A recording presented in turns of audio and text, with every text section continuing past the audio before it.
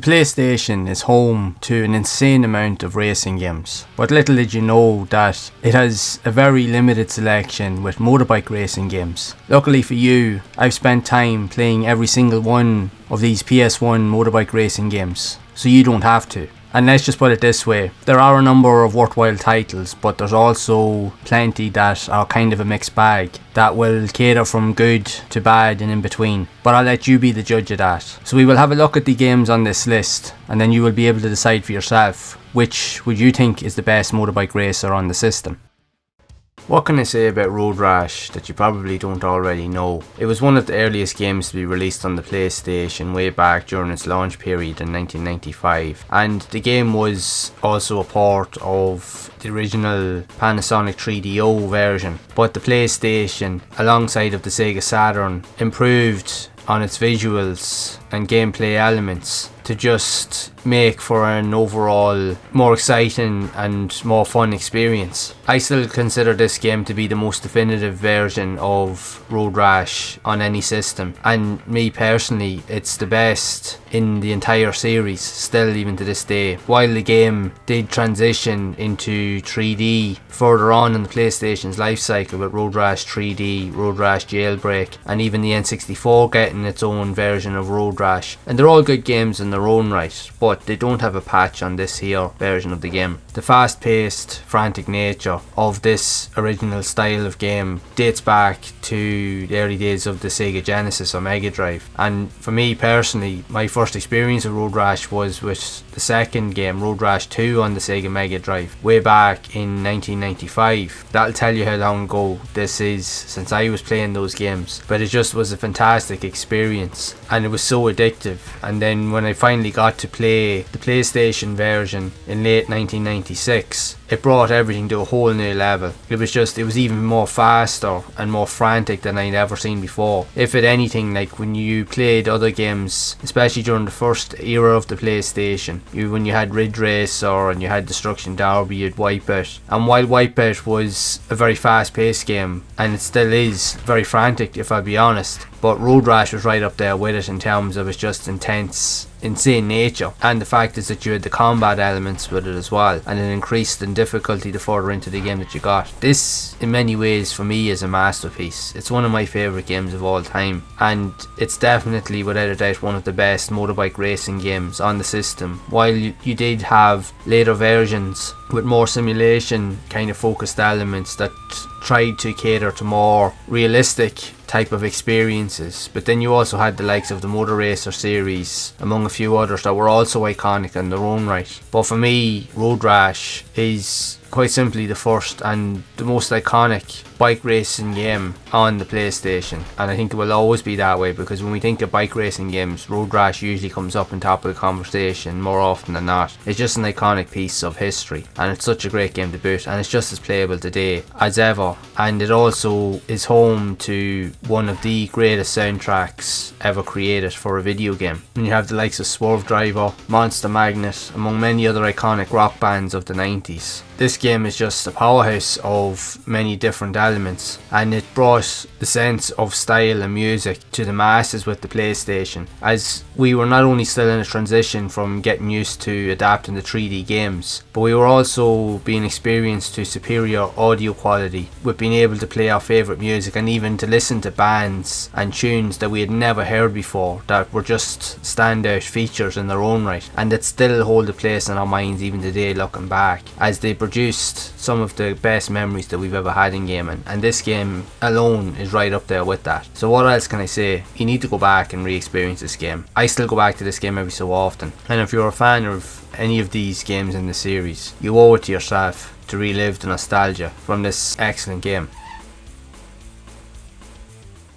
When Moto Racer released in 1997 on the PlayStation, it was a surprise hit that took the console world by storm in many ways, as it infused great graphics with arcade style gameplay that took a lot of influence from many iconic arcade racers that were available at the time. They gave you access to not only just being able to race as Superbikes, but gave you additional modes and also to play as completely different side features with the likes of off-road events, playing as likes of scramblers, so you could do off-road racing as well as circuit or street racing. So there was very few games around at the time, if any, on the PlayStation that allowed you to mix between different gameplay styles all in the one package, and it mixed very fast paced and almost insane level of speed along with fantastic looking graphics and even a great soundtrack to boot. As for its time, the graphics and visual style of the game were very bright and vibrant, and it was very reflective of an arcade game, but it also looked very realistic, which made it more appealing. As for its time, this was one of the best and most visually impressive racing games, or any game seen on the PlayStation. It just is a fantastic piece of artwork basically to look at. It has great visuals, great sense of colour, lighting, even with the tracks and environments. There's great detail with regards to certain elements and visual presence of styles, like when you drive over bridges or you go across the likes of canyons, sea coasts, even more older style island or even kind of like gothic type of resorts, jungles. There's a mixture of different types of environments that will suit every personal style that you can have. It just is a fantastic game, and in many ways it was only slightly bettered by its sequel, Moto Racer 2, which again is a phenomenal game, but that also included a track editor, so you could manipulate and create your own tracks, which again was another feature that was quite new to gamers at the time, but it doesn't take away from the presence that was left with the original. While there was a third entry in the series, Moto Racer World Tour, and it is a decent game in its own right, but it removed many of the iconic features and arcade style vibes from the first two games. If you're looking for a really cool arcade experience, especially with bikes, the first two Moto Racer games are without a doubt the best, or among the best on the PlayStation, hands down. You won't get many better racing games than these here, for sure. This is just an iconic piece of history. It's so fast paced, frantic, and this game in its own right is just as much fun to play today as it's ever been, so I highly recommend you do check it out. It is a phenomenal piece of gaming history.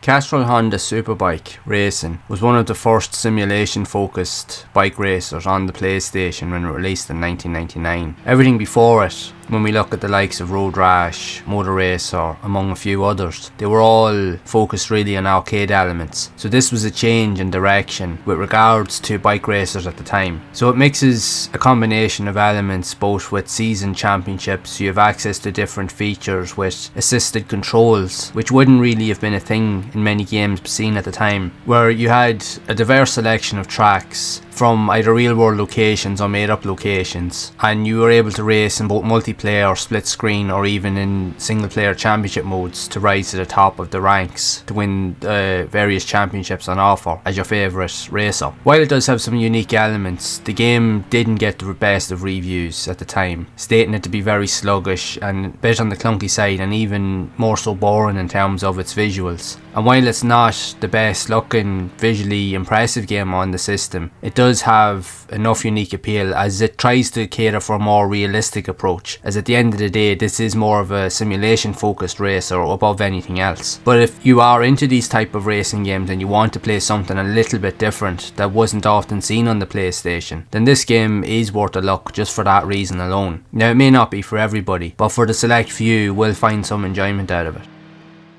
Superbike GP is one of the many games that was added to the All-Star Action Games Package series that was released on the PlayStation, that features a selection of budget games, both extreme sports and racing games in general, where you have a mix of water sports games, truck racing, car racing, futuristic racing elements, but also motorbike racing. And if you've seen this game, you're probably familiar with it with many other budget racing games that were also released on the system, as the developers of these games pretty much reused the same assets, tracks, features, characters and so forth, and just rebranded the games under different names. And depending on the region that you're in, you would see a majority of these games just swarm in the markets, especially later on in the latter stages of the PlayStation's life cycle. Now for many of these games, they are budget in nature, they're very low quality, but in many cases they do appeal to some gamers out there, as there's a lot of gamers that would have grown up with these type of games when they were young, and they probably would have enjoyed them for the most part. But for many other more extreme gamers or hardcore gamers, these games wouldn't have appealed to that dynamic.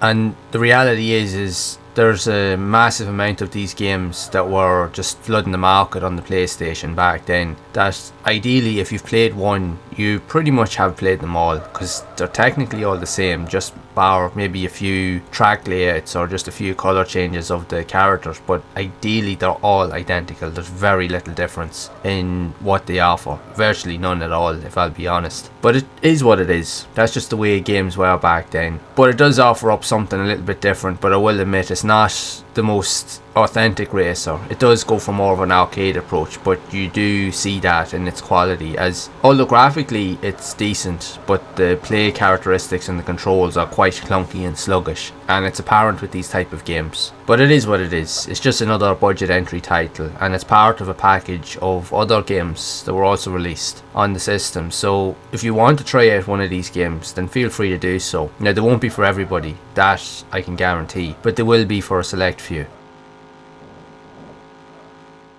Explosive Racing, released in 1997 on the PlayStation, is the sequel to the popular Burning Road, which both are a set of arcade racers that utilise drifting elements and take massive inspiration from Sega's iconic Sega Rally game to try and mix a different variety of fast-paced and almost cartoony and humorous gameplay. But with Explosive Racing, it drastically improves over the main elements seen in the first game, with more tracks, more vehicles to choose from, even different types of characters, and the use of additional vehicles, as you can now race as motorcycles alongside of cars and trucks, which you couldn't do in the first game. So you do have access to different game modes with practice and championship modes, and you unlock different features and variants as you progress through the campaigns. But just be warned, these selection of games are not easy to just pick up and play. Yes, they are fun, but they are very difficult, they are very challenging, and in many cases it will take a lot of trial and error and patience and dedication and a lot of skill in order to master the many twists and turns throughout each track and environment, as there is a lot of obstacles that will get in your way that will hinder your progress. And if you get caught, or if you get stuck at the side of the screen, usually when you're drifting around a corner, if you get stuck against a wall, you will slow down that much. Literally in the space of no time, your opponents will overtake you, as they're never too far away, as the game uses kind of like a lot of rubber banding techniques that would have been popularised with these type of games. So it really is luck based whether you'll win or lose, but as long as you can increase your skill and just have a bit of patience, you will always have a chance. Now, it's a fun game, but it is challenging, where you're racing across different types of environments, anything from deserts and barren wastelands all the way through the likes of cityscapes and even like snowy mountains and so forth. So there's a lot of unique appeal to this game, and it is a lot of fun. But where this game really does appeal is its pick up and play and short burst appeal, really, compared to other racers seen on the system. And the fact is now that you can play as motorbikes both as a scrambler and even like a proper superbike only adds to the appeal. So you definitely have a lot more variations with the vehicles that you can choose from that will appeal to different types of players and fans alike.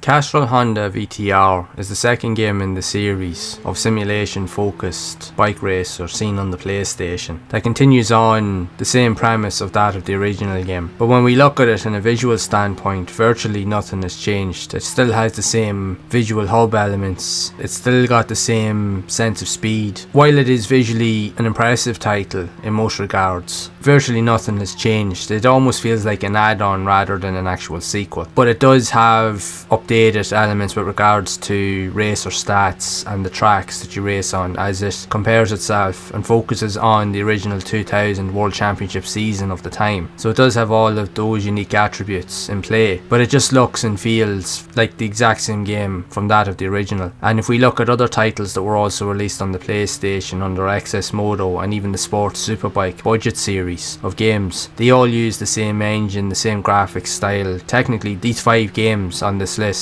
are pretty much carbon copies of each version of the game that came before or after it, which is crazy to think. You won't really know it until you've actually played it yourself. That's the key thing. That's why I bring that attention to this list of games, because you can see the similarities, and you'll notice that the further into the video that you get. And if you do or have played them yourself in the past, I'm sure that you'll agree. Now, it doesn't take away from the fact that they are decent racers. They are simulation focused. Now, mind you, they're not the best bike racing games out there. The PC was primarily necessarily the home for simulation racers. The console ports still in many ways had a lot to catch up with, but there were still good attempts for what would represent it. But it wouldn't be until later years where that would be perfected. But it's still interesting to see early adoptions of these type of games. But it's weird to understand why these type of games were just rehashed so many times. But then these are just amongst a line of many games on the PlayStation, especially in the late 90s and early to mid 2000s, towards the PlayStation's end of life. You started to see a lot of these budget titles that were literally just rehashes of the same game over and over again, just with a few tweaks, few different tracks, but just change the names or brands, but virtually and graphically nothing had changed, which is crazy to think about it. So essentially when you've bought one game, you're pretty much buying the same game over and over again. And the reality is, if you've played one of these games, you have played it already, more importantly. But it is what it is. They are worth playing depending on which one you have access to. They do have some unique features, and for all intents and purposes, even though this is considered often as a budget style series, it's still the most focused simulation bike race or selection of games that's on the PlayStation, hands down. So if that is something you're into, you can have a go at it and see what you think for yourself. Now, it won't be for everybody, but it will appeal to a select few. But those that it does appeal to will get something out of it.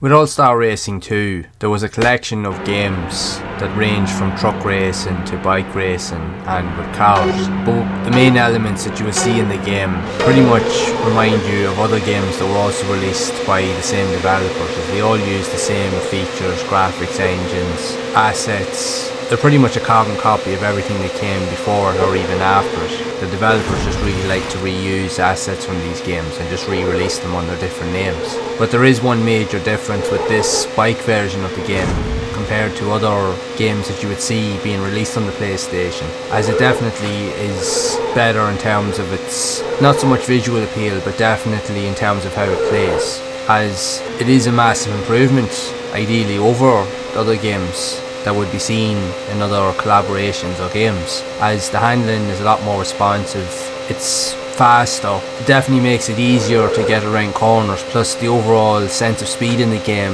is drastically improved compared to that of other games, whereas the older games always felt very sluggish and lethargic. This game definitely moves away from that, and there is a far better sense of speed overall. Now ideally these games aren't considered great, which is always a result of the magazines, but there are those that grew up with these games and did enjoy them for whatever reasons. They are and do hold memories to some people in some shape or form. But the truth is, at the end of the day, while this is slightly different and has a bit more going for it compared to other games as I've mentioned, it's still essentially the same as all of those other elements and games that come before it or even after it. So once you've pretty much played one, you have played them all. Now I know that these type of games aren't for everybody, and they're trying to mix between different types of gameplay ideas, but it is arcade focused at the end of the day. But it really just boils down to your own ideas and preferences. It will appeal to some, but it won't appeal to others, but they're definitely not the best type of racers that you can play on the system. But considering there's very few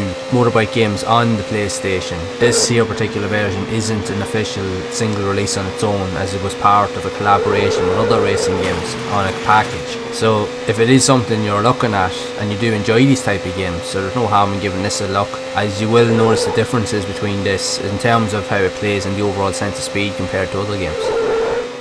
Extreme 500 was released in 1998 on the Windows PC and PlayStation console and was published by THQ. That gives access to a variety of different modes and race classes that allows you to race on tracks from different regions around the world. Players also have the ability to incorporate several elements that allows you to tweak various aspects of the bike and tune certain features to get the best out of it, whether you want to beat lap times or to improve your overall places within races itself. The game got fairly decent to average reviews across the board, as it was one of the first simulation motorbike games that was available, and mainly on consoles, as the PC at the time had its fair share of simulation racers, as that platform was pretty much the go-to place for people that wanted a more realistic take on their racing games. The consoles at that time still had a bit of catch-up to contend with, so this was one of the earliest versions of these type of games that you could get on the system. So while there are a multitude of racing games on the PlayStation, there are very few, in fact, motorbike racers that are available, and the majority of them are essentially arcade based experiences. There is only a handful of simulation racers that were made available on the system, and while it got fairly decent reviews, looking back over it now, for its time it would have appealed to many, but it hasn't aged overly well in my own personal opinion. The one thing I find, especially on consoles with these simulation style racers, is that visually the graphics, while they're decent for what they represent, they always felt a bit flat and a bit lackluster, but they made up for it in terms of other elements with options and tweaks, and especially control systems with the bikes, but they just lacked the visual appeal to keep your attention long enough, whereas you wouldn't have that problem with arcade racers. If you look at the likes of Road Rash, and even more primarily the Moto Racer games, there was never an issue there with the likes of those features, because it had all of the fast pace elements, because they were very frantic games to begin with. Whereas these more simulation focused games, while they were playable and enjoyable to some degree, they weren't as fast, and you never got the same sense of speed that you would get from other games, which in many ways was probably a letdown. But it is what it is. That's just the way these games were played back then, and like I mentioned, if you'd played the PC version, you could guarantee that they were the more definitive versions of these games that you would have gotten access to. But for most of us back then, very few of us ever had a PC, so the other alternative was to try and get the console versions of these games, and they did their job in their own respects, so they did. But it really just depends, as there's people out there that would enjoy these games, but there's others out there that would prefer the PC versions, and that's totally fine. But nowadays we have that choice. But the really good benefit with the PlayStation, like I always say, is that there was something for everybody, regardless of what people really thought about it, whether it was good or maybe not so good, but they always had a place and they always had something unique that would appeal to many gamers. So there was always something for everybody in that respect. But if you genuinely are looking for a more simulation focused experience with regards to motorbikes on the PlayStation, Extreme 500 is one of the earliest examples of these games that you can find on the system.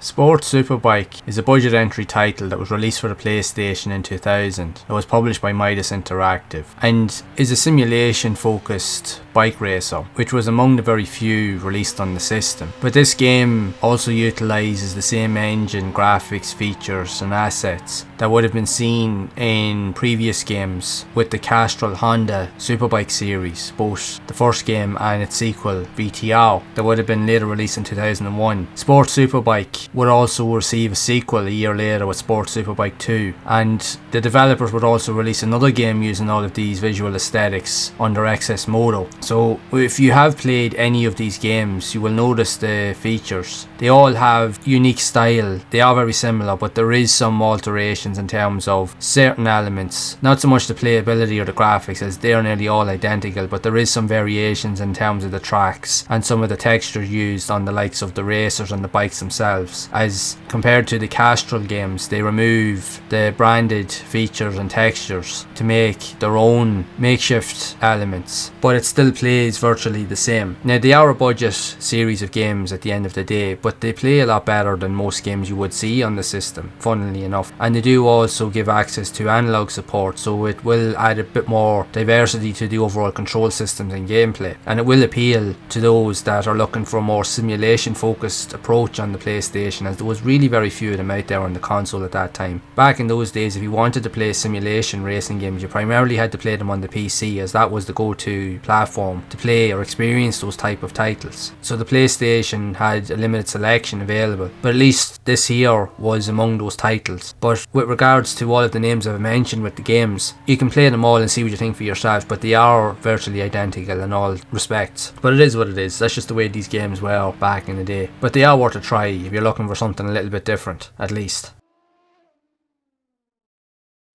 Road Rash 3D is the sequel to the iconic original title that was one of the first early entries on the PlayStation catalogue way back in 1995, but this sequel was released in 1998 and it was the first to fully utilise 3D visuals and graphics that completely changed up the whole visual dynamic of the gameplay aesthetic, but still kept with all of the original play styles and features that have become popular with Road Rash, with fast paced, frantic speed gameplay that mixes combat and just overall fun nature. The only thing lacking is the addition of a multiplayer mode, which it was criticised in reviews for, but that would later be rectified with future sequels, both on the N64 console and later with the final edition in the series on the PlayStation with Road Rash Jailbreak. But unlike the first game in the series, the tracks that you race on are part of more of an open world environment, which means that at any point in the race you will have access to different routes that you can take, some of which are part of the initial track themselves, while others will take you to different areas or tracks that you would later race on in different racing events. But you can still explore them at will if you want to do so. You just have to make sure you don't get caught by the cops in the meantime, because the whole emphasis on the game is literally to win races, win as much money as you can, but also to make sure that you don't get caught by the cops or fully damage your bike, because if you do, you will lose everything and you'll have to start over. But it is a fun title. Yes, it's not without its flaws, but it is a really cool addition to the Road Rash series, and the fact is that it's the first 3D game. It's worthwhile exploring just for those reasons alone. It is a very fun title. It is a very good motorbike and arcade racer in general, and it's just a great piece of gaming history in respects to it, just to see the transition from what its original state was in the original games to what it was eventually to become. So for that reason alone, I would highly recommend that you check out Road Rash 3D. It is a lot of fun and you will have plenty of hours of enjoyment with it.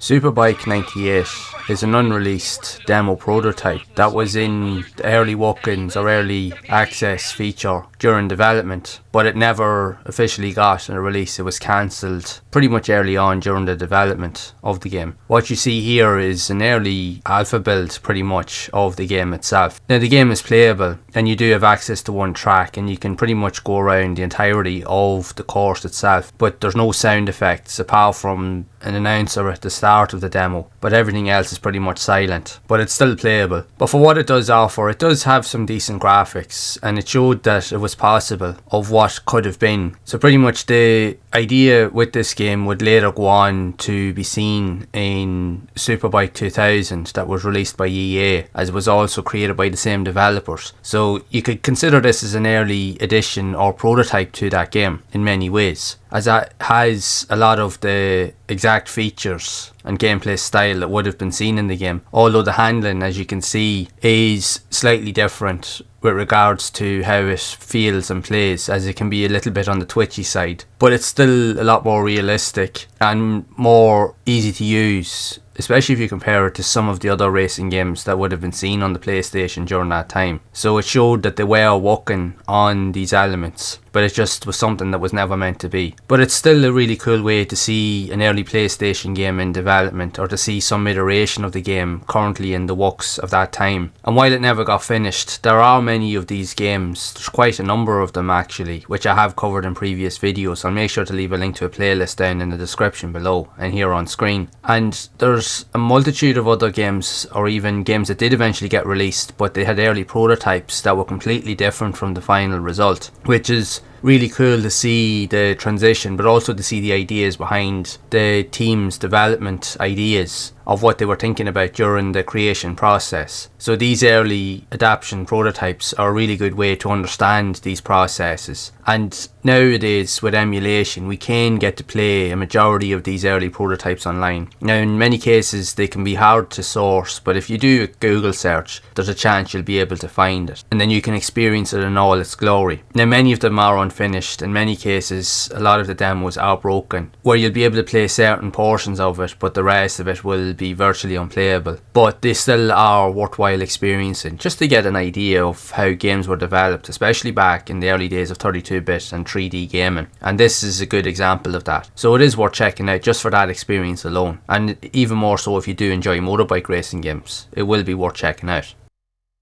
Superbike Masters, like I've mentioned throughout this series of videos, was developed and published by Phoenix Games in 2004, but follows the same lineup of other racing games made popular by the developer, where they're essentially just rehashes of games that came before it. You can essentially see variants of this game in All-Star Action and All-Star Racing too, as they primarily use all of the same visual assets, tracks, bikes, sound effects.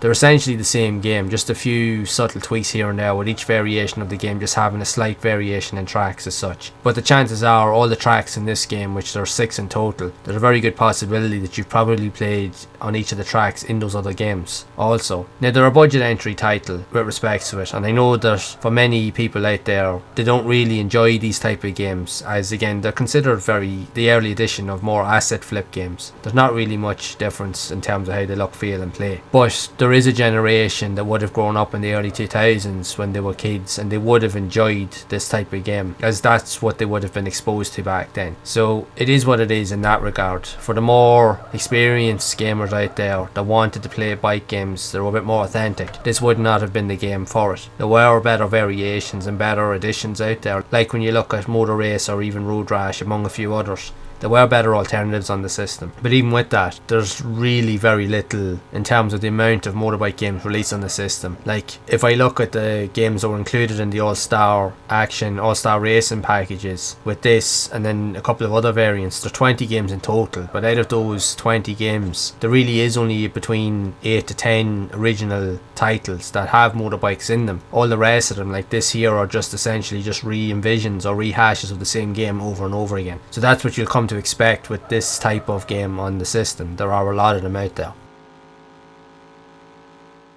Sports Superbike 2 was released in 2002 for the PlayStation and follows on a selection of games by Midas Interactive, some of which would fall under the Castrol Honda Superbike series of games that all utilise the same graphics and game engine, similar features, tracks and even visual styles. In many cases they are simulation focused bike racers, but they all utilise the same assets and they're primarily the same game, just with a few subtle tweaks here and there. This game, however, does deviate from that format a little bit, as it does change up some of the visual features. There's a little bit more vibrancy with the colours, there's a little bit more in terms of the sense of speed, and there is some visual tweaks and changes even with the likes of the speedometer and just some of the overall aesthetics that can be seen in the game compared to other games that would have used the same engine. Like when we look at this, there was the Castrol Honda Superbike games, there was the Sports Superbike series, and there was also XS Moto. So that's 5 games in total that was released on the PlayStation platform itself that all had almost identical features in every respect to it, which is crazy when you think about it. But it's as close to a simulation styled motorbike racing game that you can get on the platform, because there's very few out there that were ever released on the system in general. If you wanted a Superbike simulation experience, you primarily had to play on a more powerful console or play on the PC for a better experience. So in many respects, while the games didn't get the best of reviews, they essentially still were the best that the PlayStation had to offer with regards to that gameplay type. Now, for those that want more of an arcade focused approach, you would be better to look elsewhere, as there is other games in the system when we look at the likes of Road Rash, and even when we look at the likes of Moto Racer that combines elements of the two. They had Superbike and off-road racing in it, so that might be more your thing. But there's no harm in trying these games out just to experience them and just to see what these type of games contribute to the whole games ecosystem that was on the PlayStation at that time. It is slightly different from that of the original and even other games by the same publisher, so for that reason alone you could check it out just to see some of those subtle differences.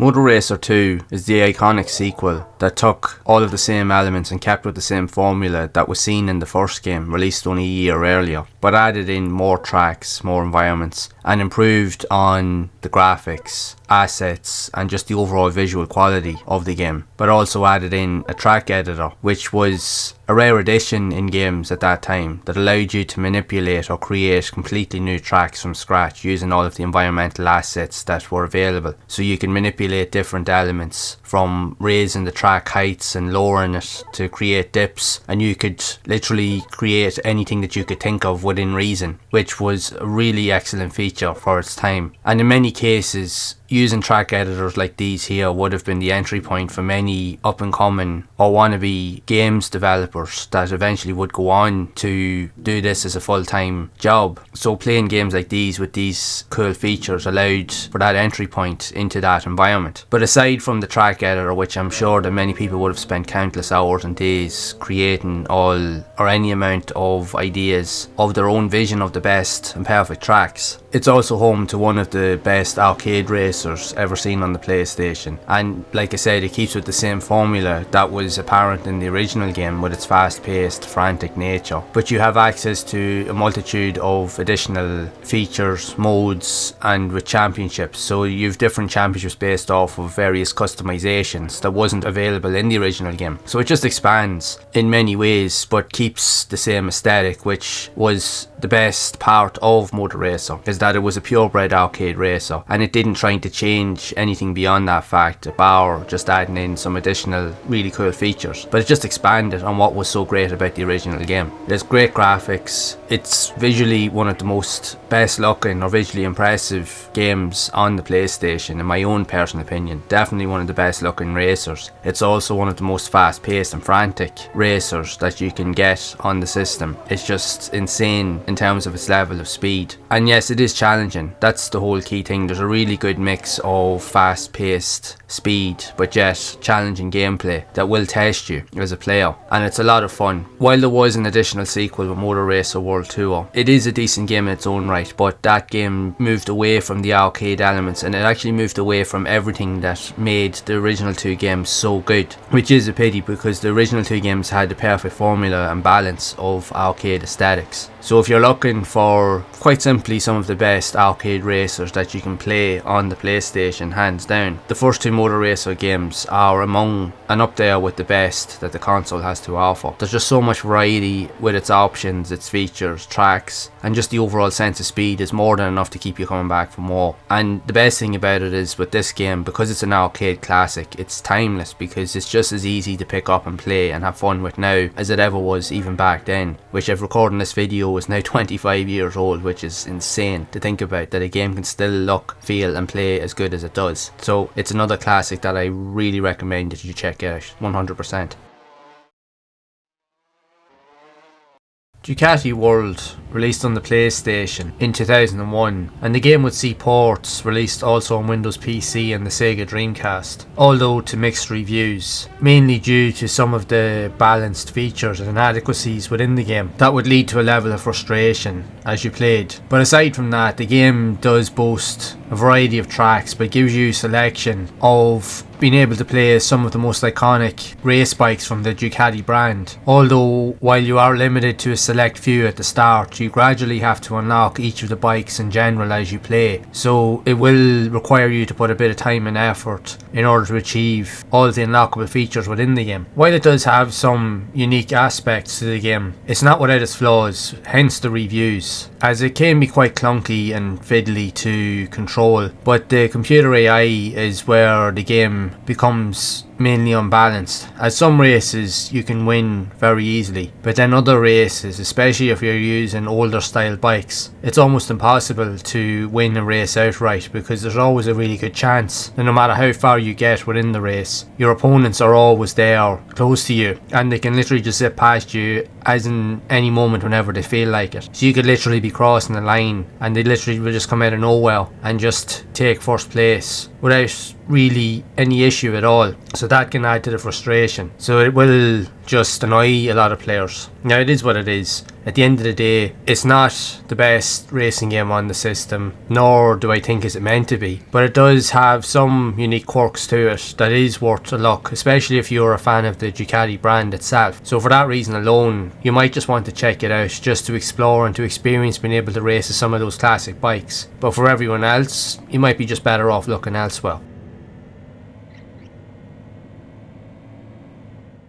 Superbike 2000 was developed by Milestone and published by EA Sports in the year 2000 and was released on the PlayStation and Windows PC. That focuses on the racing championship, having all of the official drivers, tracks, stats of that season. And the game has more of a simulation focused approach and would be one of the very few focused simulation games or racers or bike racers seen on the PlayStation itself. The game, however, did receive mixed reviews compared to the PC version, which received far better reviews in magazines, as back then simulation games weren't really a thing on consoles as such, and if they were very hard to kind of get right or get that set up exact. But that wasn't the case with PC games, as PC games definitely cater to more simulation aspects and appeal to a lot more of that variety or style of player, whereas with consoles it was very hard to fit that dynamic in. Plus a lot of gamers were more entertained by arcade focused approaches rather than simulation, so it was kind of a mixed bag at that point. But it's still a decent enough game for what it's trying to do. Now, while we look at other games on this list, if you even look at the likes of the Castrol Honda Superbike games and other games like it, the graphics on those games, while they're a lot more monotone compared to the more arcade elements seen in other racing games, if you look at the likes of Moto Racer or Road Rash among others, they have a lot more flamboyance in terms of their visuals, while these games try to aim for a more realistic approach. And as a result, especially back in those days, because they tried to go for more realistic elements, the graphics would usually take a hit in that respect, so they never would have been as detailed or as vibrant compared to more arcade approaches. They always felt a bit lackluster in the graphics department. They always felt it just a little bit flat, if I'll be honest. Now, they were still decent games to play in their own right, don't take that away for a second, but even from my own experience playing these games over the years, I always got more fun and enjoyment seeing more colourful aspects of games, whereas these games, because they were so flat with their graphics, it was difficult to really build any anticipation, enthusiasm, or even keep your attention long enough to make you want to play the game for any length of period of time, which was a shame. But it's still a worthwhile experience in terms of simulation focused racers, especially on the PlayStation, because these games are quite rare, and more noticeably with motorbike games, as there was very few on the PlayStation to begin with, so there really is slim pickings with regards to what you can and can't play. But if you genuinely want to experience a piece of this simulation history that would have been one of the first games on the console to do so, then you can check this out and see what you think for yourself.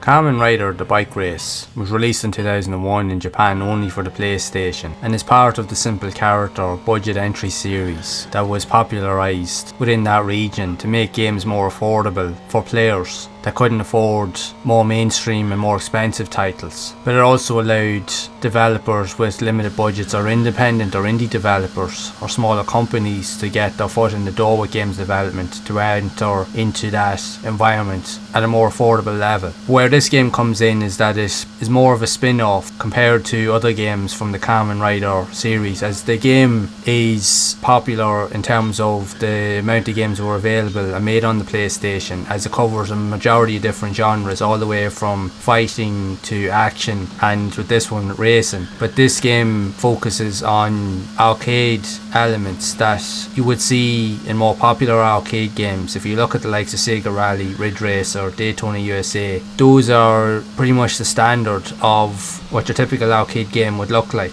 as it has a limited selection of cars and tracks available, but you can unlock additional features as you play into it more and you win races. So this game pretty much uses the same aspect seen in more iconic titles, but just adds in a few unique quirks and additions of motorcycles to make it a wee bit different, but also adds in some combat mechanics so that you can kick and punch your opponents, very similar to the likes of the Road Rash series, so it will make it familiar with that in mind. Now, it is a fast paced game, but it's quick, it's frantic, and it's good to play in short bursts, but it will be over very, very quickly. But you can keep playing it to unlock additional features, so it will improve the longevity of the experience. Now, it's not the best racer on the system. There are other and better alternatives out there, but it's fun to play in just short bursts. And if you do like arcade style racers more than any other style, you can have a look at this and see what you think for yourself.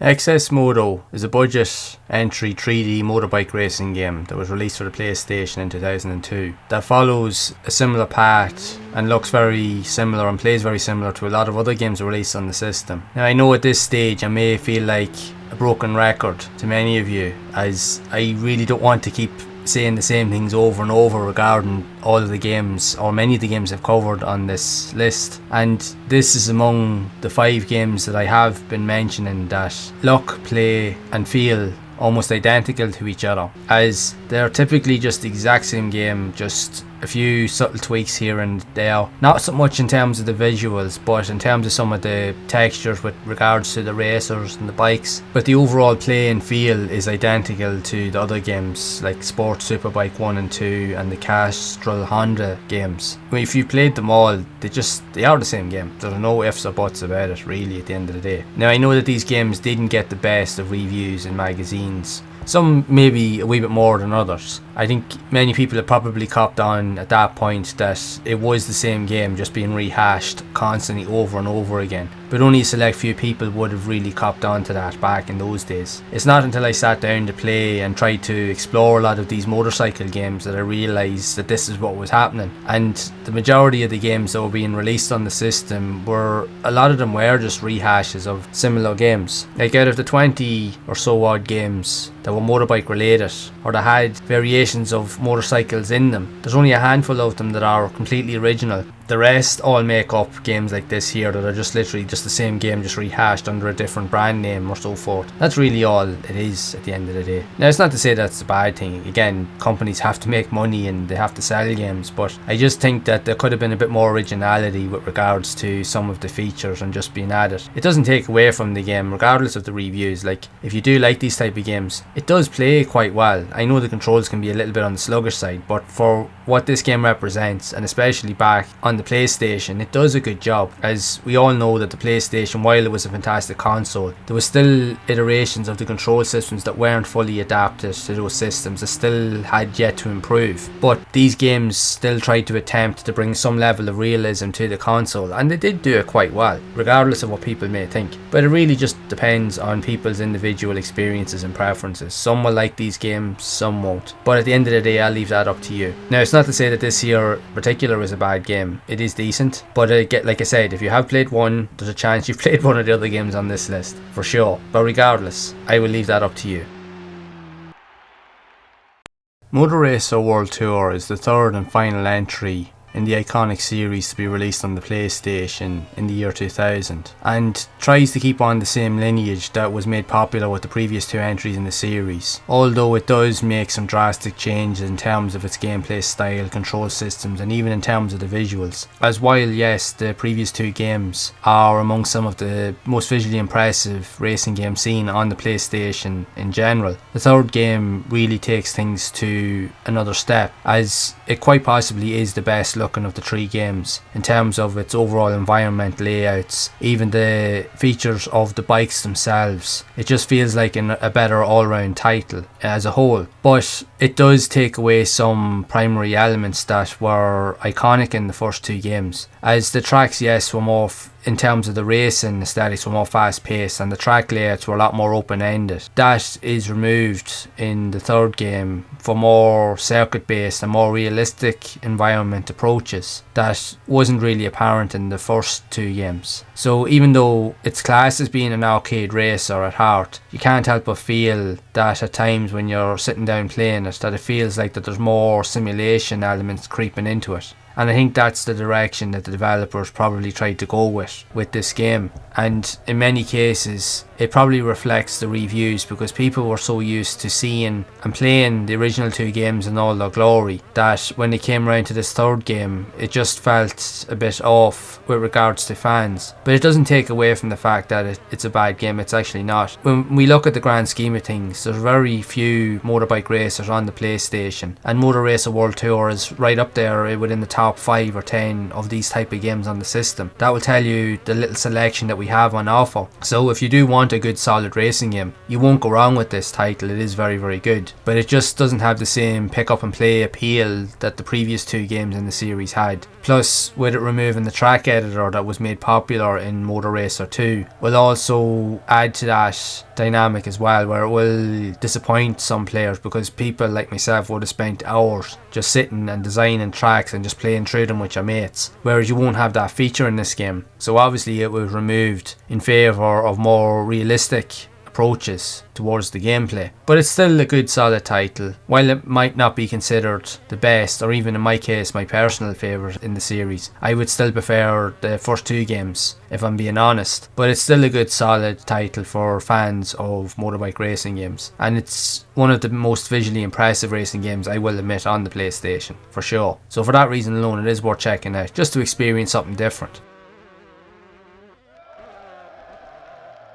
Road Rash Jailbreak would be the 3rd and final entry in the Road Rash series to be seen on the PlayStation, and it would be one of the last games to be released in the Road Rash series overall. So the game itself did get a release in 2000, but it also got a port on the Nintendo Game Boy Advance in 2003, and tries to stick with the similar theme and aesthetics that was seen in the earlier Road Rash 3D. That was also a popular game on the system, but also tries to keep with the same aesthetic that was popular in the original Road Rash games, that mixes up fast-paced racing gameplay with combat elements, but does change things up a notch, with giving players the option to play across a multitude of different game modes that allows you to play on more open world style environments where you have access to different routes that you can take as you race, but also gives you the option to play as the cops as well, that you can use to try and take down your opponents, which will be seen in the likes of the Need for Speed games, also released by EA. They give you that option, especially in later entries in the series. But one of the additional features in this game that was considered by many to be its selling point was the multiplayer elements, and more importantly the co-op elements, that you could play 2-player, but 2 of you could play together on the same bike, whereas in some instances you could attach a sidecar to your bike, and whoever was playing as player 2 could play as the player in the sidecar, which you could use then to punch and kick everybody as you raced. So it added a whole different level of depth to the gameplay, and also the co-op elements, which was a first for a Road Rash game, and it was really cool. So the game in its own right, because of these features, was a very popular game back in the day amongst young and old players. In saying that, the Game Boy Advance version didn't receive as favourable reviews, mainly considering it to be lackluster with the graphics and features and so forth. So if you want to play the definitive version on the game, you would have to play it on the PlayStation. And while I would consider it personally to be a really good game, and with Road Rash did eventually transition into 3D versions, especially during the midpoint of the PlayStation's life cycle, they are great games in their own right. But for me personally, there's still not a patch on the original game that was seen on the PlayStation, or that originated really on the Sega Mega Drive way back. There's just something about the first Road Rash game on the PlayStation that just stood out amongst everything else, and it's just as much fun to play as ever. But that doesn't take away from Road Rash Jailbreak. It's still a very fun game. It will take a bit of getting used to with the handling dynamics of the bikes, but it is a lot of fun, and especially if you're playing it in multiplayer modes, then you will have a lot of fun with this game. So it is recommended that you do check it out.